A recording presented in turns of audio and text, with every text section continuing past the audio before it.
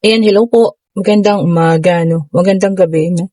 Kung nasang panig man tayo ng mundo, sana po ay nasa maayos kayong kalagayan sa pagpapanood ng bago nating video, ha? Ayan. Ayun, tignan natin yun. Dumulo siya. So, meron tayo ditong The Tower. Okay. Sa unang latag, ayan, meron tayong The Tower. Okay po. Inuulit ko po ha, sa mga gusto na magpa-private trading sa Friday, pwede na po kayong magpa-schedule as early as today. Ayan. Salamat po sa nagpa-schedule kanina. Meron na, no? Panggabi siya. Hello, ma'am. Kung nanonood ka po, ha? Thank you so much po. And then, meron tayo rito Queen of Cups para sa pangalawang card. Ayun, may nag-flip na naman. Meron tayo ditong Three of Swords. Okay. Tignan pa nga po natin, ha? Kung ano pa ang ibibigay ng ating baraha at kung kanino man itong reading na ito. Ulitin ko po, this is a general reading, hindi po siya personal reading, ano? So, you may or you may not resonate po. So, depende po, ha? Okay, and then meron tayo ditong the moon. Okay. Pwedeng para sa'yo, pwede pong hindi sa'yo, pwedeng sa kanya. Okay po. So, you may or you may not resonate. And then, meron tayong Eight of Pentacles. Okay. Tingnan natin po, ha. Ayun pa, nagliliparan ang ating mga barahan. Napaka-alive. And then, meron tayo ditong Two of Wands. Okay, tingnan pa po natin, ha. Check pa natin. I-check pa po natin. Mag-ingat din po pala sa mga dengue. Ayan, marami na pong lamok. Diyos ko po. Ayan po, ha. Tayo, protection. And then, meron tayo rito Three of Pentacles. Okay. Pag-uusap. Tingnan natin yung pinakalas, ha. At ang bubuo sa ating situational reading for today. Tignan po natin kung ano ang kanya pang ibibigay. Ayun na, Dumudulas-dulas pa. Ay, Nine of Swords. So, ayan, kompleto na po ang ating 4 spread cards, ha. So, dito, merong masasaktan. Okay po. Or baka nasaktan na, pwede rin pong ito ay maaaring maganap pa lang, ha. Kasi magiging pagtatapos ito, ayan, ha. Kasi merong The Tower. Alam niyo naman ang The Tower, pag lumabas yan, ibig sabihin po, merong masisira. Ayan, ha. Maaaring lasyon. At pag lumabas din ang ating Cups, Queen of Cups or King of Cups, ibig sabihin po, maemosyon. Okay. Meron din tayo nakikita ang third party situation, and meron talagang aalis, nakapag-desisyon na, kahit anong ginawa niyang pag-uusap, ayan, masasaktan at masasaktan ka pa rin po. Ayan, ha. Nag-iilusyon ka sana na maayos pa, kaya lang, siya na mismo po yung aayaw. Okay, so nakita natin dito ang Eight of Pentacles. Ibig sabihin po nito, nakakalungkot, mahirap man sabihin, pero parang ang ginusto niya po sa iyo ay ang iyong kaperahan. Ayan, ha. So, kung sino man yung nabiktima rito, ng person, ng tao, na yan, kaperahan lamang. Ginusto lamang yung kung ano yung meron kayo, yung kaya niyong maibigay. Sad to say po, yun po talaga yung kanyang ginusto, ha. Okay, at ngayon nga, kahit na anong pag-uusap pa yung hingin mo sa kanya, wala na po. Talagang tumalikod na, ayan po, ha. And kung nag-iisip ka kung merong third party, yes po. Meron po talagang third party, ha. Okay, so, ayun nakakalungkot. Kasi, alam niyo yun, pera lang, 'di ba? Kaperahan lang po yung kanyang ginusto sa inyo, Minahal, sa pagmamahal, wala po akong nakita, ha. Higit sa lahat po dito, ikaw po yung nasasaktan. Ayan, ikaw ang nasaktan. Magiging traumatic experience sa'yo to, Kasi nga, alam niyo yun, kaperahan lamang yung kanyang ginusto sa inyo. Ito, kinuha ko yung ating ano ba pangalan nito? The Witching Hour o Oracle card, ayan. So, nakalagay naman dito, transform. O, ayan, ang ganda, o. So, ito yung payo niya sa inyo, no? Ayan, transform, magbago. Ayan po, ha. Pagbabago as in talagang magbago. Kumbaga, wala nang lingon-lingon, wala nang lingon-likod, no? Hayaan niyo siya. Ayan po, ha. Bitawan niyo siya. Kahit gaano niya pa kamahal, no? Kasi hindi talaga yan siya, kumbaga, hindi talaga yan siya magkakaroon ng remorse. O, 'di ba? Kasi, alam niyo yun, pera lang talaga yung ginusto niya sa'yo. Tapos sabi niya rito, reach out. Oh, ayan ha. Ang ibig niya siguro sabihin dito, do not reach out. Huwag ka pong kumontak na. Hayaan niyo na siya, no? Kasi kung talagang gusto niya na makipag-usap sa inyo, no? Kung gusto niya pa kayo, kung mahal niya talaga kayo, hindi po ganyan ang gagawin sa inyo, no? Yung bigla-bigla na lang. Sabi niya dito, dream work. Magsimula ulit. Di po ba mangarap? Gaano man kalaking halaga yung nawala sa'yo, no? Ikaw, kikitain at kikitain mo pa yan siya, yung dignidad, wala na po. Di ba, no? So, alam niyo yung kahit magkita kayo ng taong ito, tignan niyo siya ng mata sa mata, hindi po yan makakatingin sa inyo, ha? Then sabi niya, align. Ibalik mo yung alignment po sa buhay mo, ha?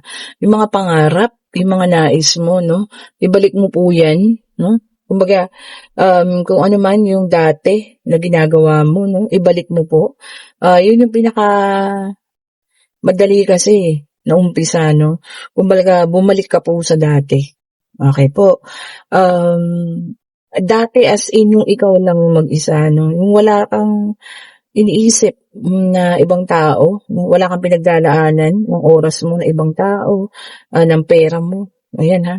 Yung ikaw lang po talaga mag-isa, yung iniisip mo yung sarili mo. Ang ibig sabihin sa ngayon, no? Self-care. Di ba? Unahin ang sarili po. Okay? Grabe. Grabe naman ang taong yun, ano? Talagang inubos, hindi naman siguro inubos, ano? Baka meron pa naman. Kaya lang, iba, yun lang yung ginusto niya. Kaperahan.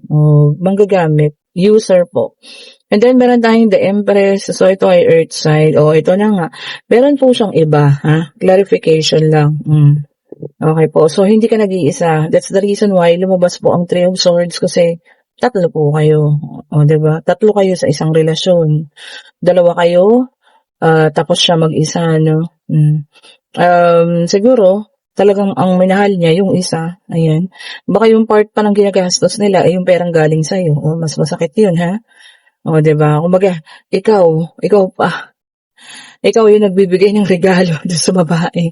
Kasi galing sa'yo yung pera di po ba? Sakit nun na. And then Seven of Swords, clarification din. Air sign, Gemini, Libra, and Aquarius, betrayal and deception. So, ayun nga po, no? Pangloloko, and alam niyo na, yun nga po, theft din, pagnanakaw. Ayun ha.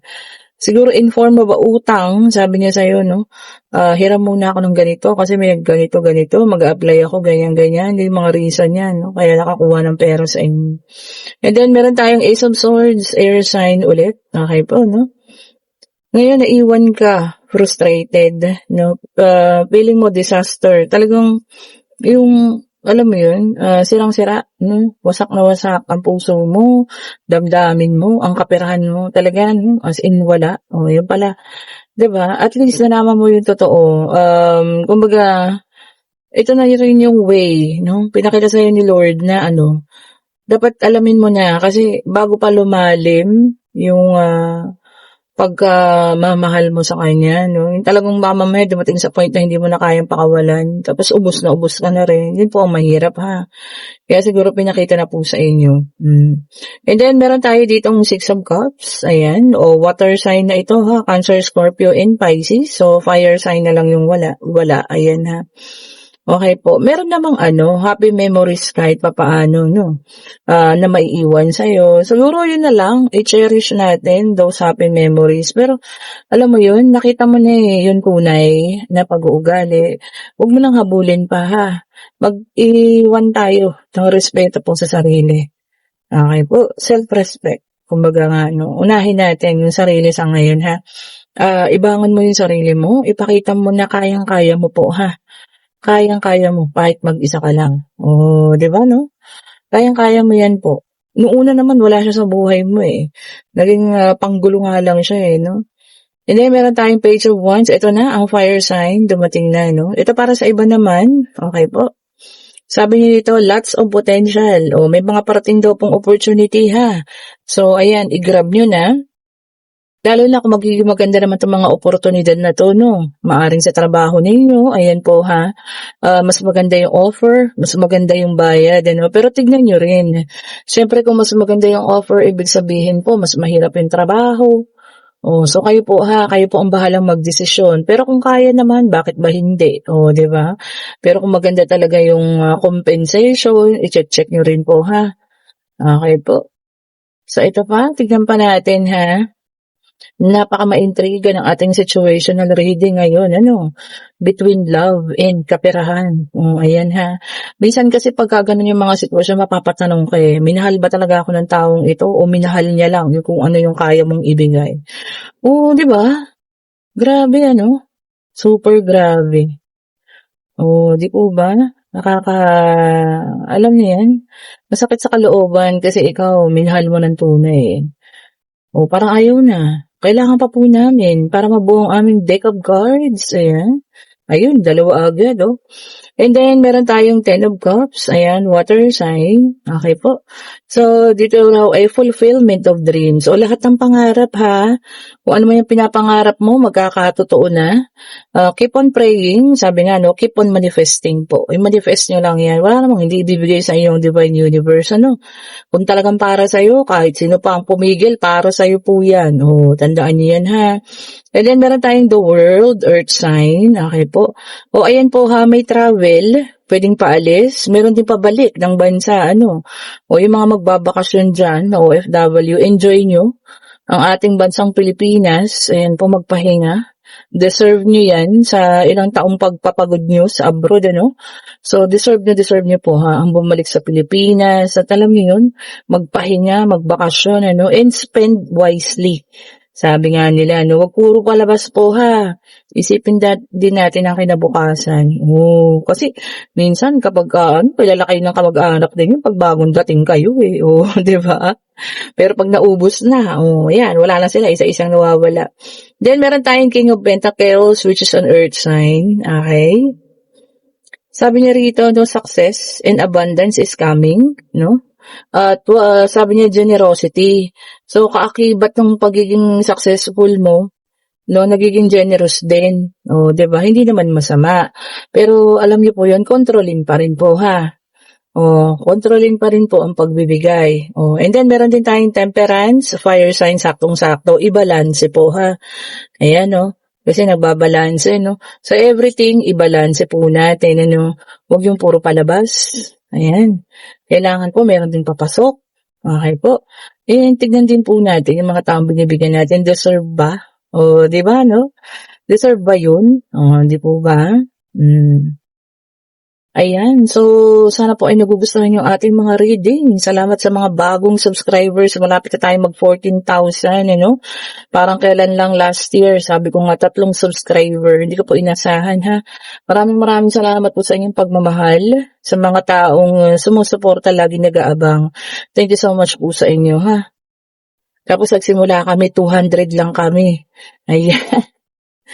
Mga lagi ako nakakausap sa messenger. O, yan ha. 200 lang kami noon. Tapos ngayon, ito na, pa 14,000 subscribers na tayo. Maraming salamat po sa inyo, ha? Ito nga, nako, ang dami. Ulitin po natin, ha? Isang bulto ba naman? Pa isa-isa lang po. Ayun na. Pinagbigyan tayo. Okay, and then meron tayong Page of Swords, air sign. Okay po. Sabi niya ay meron tayong messages na makatatanggap. Walang sinabi kung ito ay good news or bad news. Pero ito po ay isang mensahe, no? Sana sa good news na lang tayo. So, i-manifest natin na good news ito, no? Di po ba? Kung anong form of a letter, sabi nga sulat, text, pwedeng email, ayan po ha. Pwede rin chat, o kung ano man tong mensaheng inyong matatanggap. And then, meron tayong Three of Cups, water sign, ayan po. meron kayong makakausap, may mga panibagong idea, ayan. Or kung saan makakakuha kayo ng idea, maaring sa pagnenegosyo, maaring sa pagsa-sideline, kung sino man itong taong inyong makakausap na magkakaroon daw kayo ng mga bagong idea po. Oo nga naman. Maganda po ang may sideline sa ngayon, ha. Don't settle for less, ika nga nila, Hangga't mayroong opportunity paparating, i-grab po natin yan. Especially kung maganda naman, wala kayong niloloko, wala kayong tinatapakang tao, Okay na okay po yan. Ayan. So maganda ang ating mga deck of card reading ngayon, ha. Ang gaganda ng mga advices. Ayun na. At ang kukumpleto sa ating deck of cards, okay, the Death card, water sign, okay po. So, this is an ending. Palagay ko kasama to sa situational reading. So, this is really an ending. Talaga pong pagtatapos na. This is painful. Talagang napakasakit na ending, sabi nga nila. Kasi, alam niyo yun, sa pagkakataong ito, kung talagang pera lang ang ginusto sa'yo, feeling ko ikaw lang po yun nasaktan. Diba? Siya, okay lang siya. Kasi, ang hinabol niya talaga sa'yo is money kaperahan diba, siya okay lang siya. Baka magkasama sila ngayon, kung sino man yung babae na talagang gustong-gusto niya, Well, anyway, andiyan naman ang karma, Baka pagdating ng panahon, mangyari din sa kanya yung ginawa sa'yo, Na nanloko siya ng pera, baka siya rin yung mawalan po. Diba, So, hayaan natin ang karma, ang gumanti sa kanila. Mas mabigat po yan, ha? Mas masakit po yun. Kasi mas doble. Ito na tayo sa mga numero. Okay po, unang number is 5. Ayan, ha? Unang-unang numero ay 5. Ayan. Tignan ninyo, ha? Baka ito na yung mga numerong inaantay ninyo. Okay po, ito may dalawa ritong bumungad. Okay, number 8. Napakaswerte. Number 8, ha? So 5, 8. And then, meron tayo ditong 8 ulit. Ano ba yan? 588. Ayan po, ha. So, i-check nyo na lang. Okay po. Ito pa yung isa. 9. 589 po. Ayan, ha. Kung gusto nyo isali yun, 5889. Okay po. Pasensya na kayo kay Pipoy na siyang maingay, Gantong oras, hindi ko alam. Na tag-iingay si Pipoy. And pwede na magtanong po, ha. Ayun, lumabas agad, Pag-ibig, pag-travel, kung ano man po, ha, ang inyong itinanong sa inyong puso't isipan. Ang sagot po ay maaari. Ayan po. And this is a 2 of Wands, Meron mga tao ngayon na kailangan magdesisyon, pumili. Ayan po, ha. May pagpipilian, kung ano man itong napaka-importanteng pagdesisyon na inyong gagawin. Pag-isipan daw po, planuhin mabuti, hindi siya ganun makadali, pero kailangan niyo po talaga siyang pag-isipan mabuti. Okay po, and kung nagugustuhan yung ating reading, pa-like, pa-share, pa-subscribe, and hit the notification bell para lagi kayong updated sa mga bagong videos na nire-release natin. And sa lahat po ng may gusto ng ating mga bracelet. Ayan po, ha, ang gaganda, ito po ay mga original, ayan, ha, mga original bracelet po. Mag-chat na kayo dyan sa link po, ha. Ako lang po yung naglalagay dyan. I-click nyo lang yung link, mapupunta kayo sa aking Facebook, tapos mag-iwan kayo ng mensahe. Wala po tayong, assistant, ganyan, mga moderator, or kung ano man tinatawag, ha. Ako lang yun. Ako lang po yung makakausap ninyo, ha. Ako lang po yung mga nagsasagot sa inyo. Kasi gusto ko hands-on po ako sa mga orders, sa mga pa-schedule. Ayan po, ha. Thank you so much for watching po. Today is Monday. Mag-ingat po ang lahat sa pauwi, Pabugso-bugso ang ulan. Ayan. Ingatan din natin ang ating mga kalusugan. Mag-vitamin C po, ha. Thank you so much po. Have a great day. Stay safe po sa lahat. Bye-bye po.